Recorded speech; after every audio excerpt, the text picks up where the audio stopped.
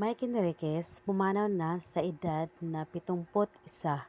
Nagluluksa ang buong Kapuso Network sa pagpanaw ng nakilala bilang Buma sa newsroom. Si Miguel Castro Enriquez, o mas kilala sa pangalang Mike Enriquez, ay pinanganak noong September 29, 1951. Siya ay nagsimula bilang radio broadcaster noong 1969 at siya ay naging TV anchor ng GMA Network noong 1995.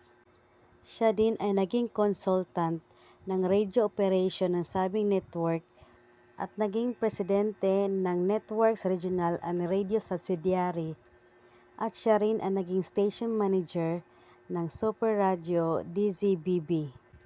August 2018, si Enriquez ay nag-medical leave dahil sa sakit na kidney disease at diabetes. Siya ay sumailalim sa heart bypass surgery at pagkalipas ng 3 buwan ay bumalik ito ulit sa trabaho.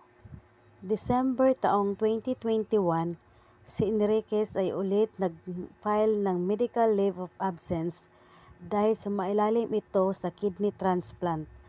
At pagkatapos ng 3 buwan ay bumalik ulit ito sa programa sa panahon ng GMA coverage ng 2022 Philippine Presidential Election at nag-leave ulit ng 3 buwan pagkatapos ng election. Si Enriquez ay namatay noong August 29, 2023 sa edad na 71. Buong media personalities ang nagpahayag ng kanilang pagsimpatiya sa pagpanaw ni Mike Enriquez.